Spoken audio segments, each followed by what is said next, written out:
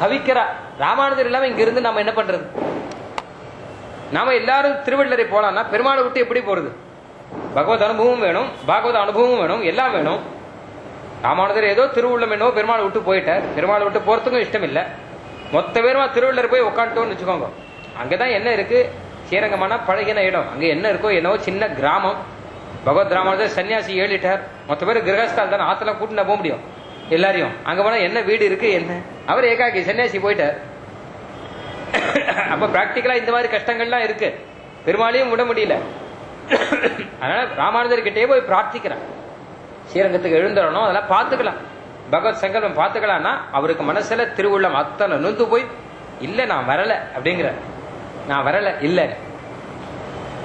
அப்போ திருவரங்க பெருமாள் அறையர் எழுதிருக்காரு. அவர் அழகா முதல்ல பண்ண உபாயத்தை இப்பவும் பண்ணார். இவர் என்ன பண்ணார்? ராமானுஜர் அங்கேருந்து கூட்டுன்னு வரணுங்கிறதுக்காக நேர கையில தாளத்தை எடுத்துட்டார். திருவள்ளரைக்கு போனார். பெரிய திருமொழி பாட்டை ஆரம்பிச்சு தாளத்தோட அனுசந்தானம் பண்ணார். நல்ல தாளத்தோடு கூட நல்ல பாட்டாக பெரிய திருமொழி அனுசந்தானம் பண்ணார். ராமானுஜர் திருமாளிகை வாசல்ல இருந்து ஆரம்பிச்சார். இதை கேட்ட உடனே ராமானுஜர் பட்டுன்னு எழுந்தார். எழுந்து வாசல்ல ஓடி வந்தார். இவர் அந்த அனுசந்தானம் பண்ணி தாளம் போட்டுட்டே வந்தார் தெருவில். அது அப்படியே மெய் மருந்து ராமானுஜர் பின்னாடியே வந்தார். எங்க போறோன்னு தெரியல ராமானுஜருக்கு. மெய் மருந்து காதால கேட்டுட்டே வர்றார். இப்படியே அவர் அனுசந்தானம் பண்ணி ஸ்ரீரங்கத்துக்கு வந்துட்டார். அவரும் வந்து சேர்ந்துட்டார். ராமானுஜர் ஸ்ரீரங்கத்துக்கு வந்து சேர்ந்துட்டார். இப்படி அனுபவம் பகவத் விஷயத்துல அந்த சீபாஷ்யத்தில் இருக்கிற அர்த்தம், வேதாந்தத்தில் இருக்கிற அர்த்தம் மொத்தமும் திருவாய்மொழியில இருக்கு. ஆச்சரியமான அனுபவத்தோடு இருக்கு. வேதாந்த அர்த்தங்கள் மொத்தமும் இருக்கு. வேதாந்தத்துல சொல்றார் சதேவ சௌமியேதம் அக்ராசீத். வேதாந்தம் சொல்றது அக்ர. அக்ரேனா அட் ஃபர்ஸ்ட் அர்த்தம். முதல்ல சத்து மாத்திரம்தான் இருந்தது. நாராயணன் மாத்திரம்தான் இருந்தார். முதல்ல அவர் இருந்தார்னு அக்ரேங்கிறதுக்கு ராமானுஜர்ல வியாக்கியானம் பண்ணிருக்கார். முதல்லன்னா எப்போ அப்படின்னா பிரளய காலத்துல அப்படின்னு வியாக்கியானம் பண்ணிருக்கார். எல்லாரும் முதல்ல அப்படின்னா இப்ப முதல்ல இவர் தான் வந்தார்னா என்ன அர்த்தம் கேட்டா எல்லாரும் வரத்துக்கு முன்னாடி வந்தாருன்னு அர்த்தம். இப்ப ராமானுஜர் வியாக்கியானம் பண்றதுக்கு துணையா ஒரு ஆழ்வார் பாட்டு ஒண்ணு இருந்து அவர் சொல்றார். ஆழ்வார் ஒன்றும் தேவும் உலகும் உயிரும் மற்றும் யாதுமில்லா அன்று நான்முகன் தன்னோடு தேவருலகோடு உயிர் படைத்தான்கிற.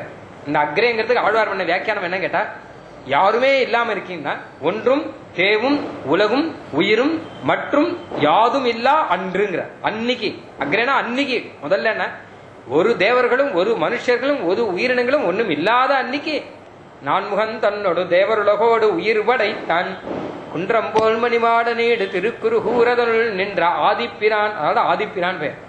ஆதியில வந்த பிரான் நிற்க மற்ற எத்தைவம் நாடுதிரே. அவன் இருக்கச்ச வேற யாரு சேவிக்கிறவங்க?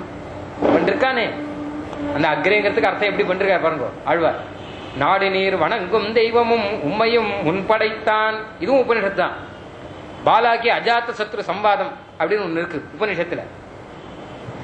அதுல ஒரு கேட்டார் இவர் குரு கேட்கிறார், நீ யார உபாசனம் பண்ற, எந்த தேவதையை தியானம் பண்ற கேட்டா ஒரு தேவதையா சொல்றாரு.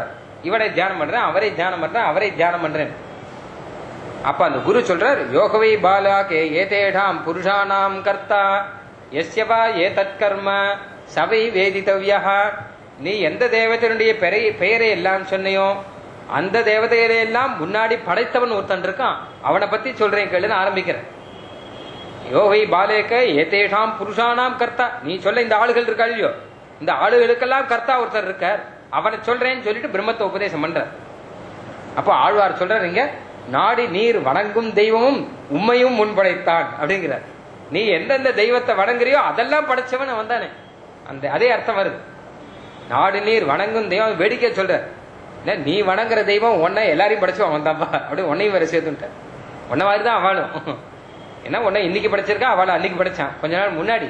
சீனியாரிட்டியில வேணா பிரச்சனையே தவிர படைக்கப்பட்டவாள் எல்லாரும் ஒருத்தர் தான், மொத்த பேரும் எல்லாம் ஒண்ணுதான் அப்படின்னு. நாடு நீர் வணங்கும் தெய்வமும் உண்மையும் முன்படைத்தான் வீடில் சீர்ப்புகழ் ஆதிப்பிரான் அவன் மேவி யுரை கோயில். இதை வச்சுட்டு ராமானுஜர் அதுக்கு அர்த்தம் பண்ற.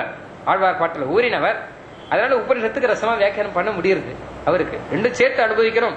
அதுதான் உபய வேதாந்தம். இன்னொரு இடம் இருக்கு, அசுத்தம் இதிச்சேன்ன சப்தாத்னு ஒரு இடம். இது பிரம்மசூத்திரத்துல.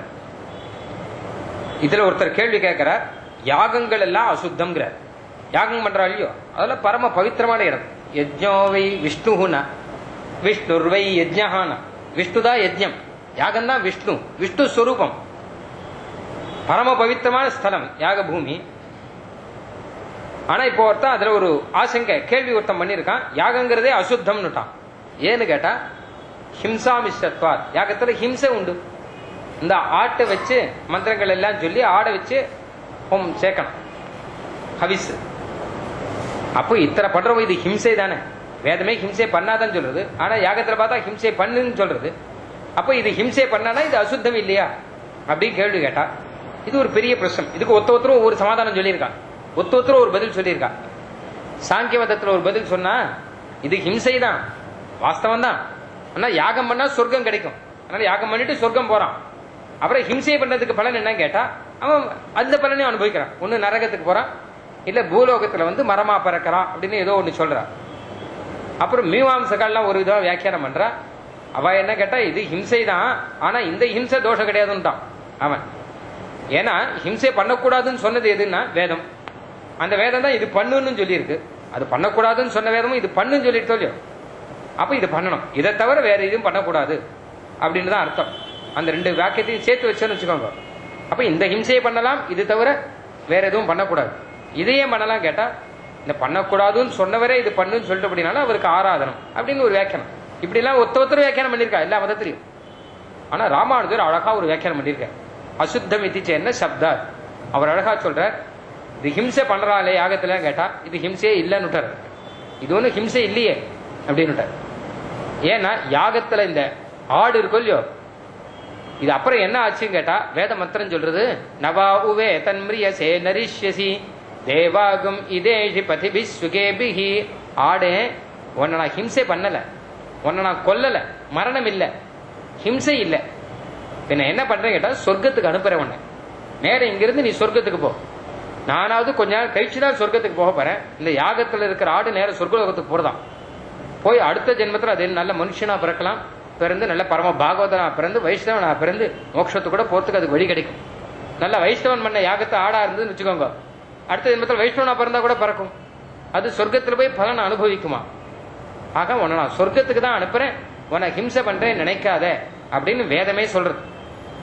அப்ப இதை வச்சு சொன்ன ஹிம்சை இல்லைன்னு சொல்லி இருக்கேன், வேதமே தானே சொல்றதுப்பா. அது சொர்க்கத்துக்கு தானே போறது, நானும் சொர்க்கத்துக்கு போறேன் நீயும் சொர்க்கத்துக்கு போ அப்படின்னு தானே சொல்ற, அதனால தோஷம் இல்லைன்னுட்டார். ஆனா இப்படி சொன்னா கூட புரியலையே, நமக்கு சட்டுன்னு புரியல. அதுக்கு ஒரு உதாரணம் சொன்னார் அவர். வாளால் அறுத்து சுடினும் மருத்துவன் பால் மாடாத காதல் நோயாளன் போல் மாயத்தால் மீளா துயர் தரினும் வித்துவ கோட்டம்மா நீ ஆளா உனதருளே பார்ப்ப நடியேனே.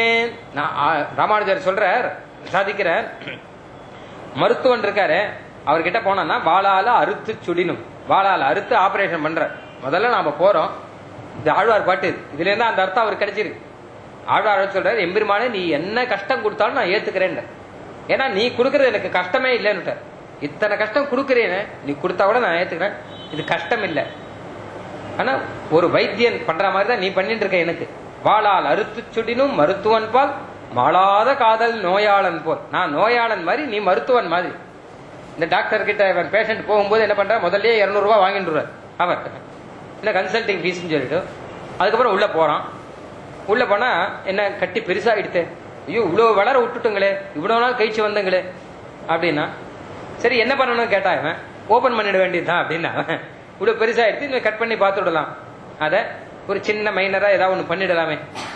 அதுக்கு எவ்வளவு ஆகும் கேட்டா, அதுக்கு எத்தனை 500 ரூபாய் ஆகும்னா, சரி இந்த 500 ரூபாய் கொடுக்கும். அதுக்கு மருந்து என்ன கேட்டா, அதுக்கு மருந்தெல்லாம் எழுதி கொடுக்குற, இதை வாங்கணும் அதை வாங்கணும், அது 3 மாத்திரை எழுதி கொடுக்குற. எழுதி கொடுத்து 4வது ஒரு மாத்திரையும் எழுதி கொடுத்தார். எதுக்குன்னு கேட்டா, இந்த 3 மாத்திரை சாப்பிட்டா உடம்பு சூடு தாங்காது, அதுக்காக இந்த 4வது மாத்திரை வாங்கி வச்சுக்கோங்க கையில அப்படின்னு சொல்ற. இத்தனை சொல்லி மருந்து வாங்குறதுக்கு கொடுக்குறார், இந்த ஆபரேஷன் பண்றங்கிற வாளால அறுத்து சுடுறாரு. இத்தனை ஆறுது, ரொம்ப நாள் ஆச்சு, இதுக்கு 2 நாள் 3 நாள் ஆச்சு, எல்லாம் முடிஞ்சது. அப்பா சொஸ்தமாயிடுச்சு, டிஸ்சார்ஜ் பண்ணிட்டார்.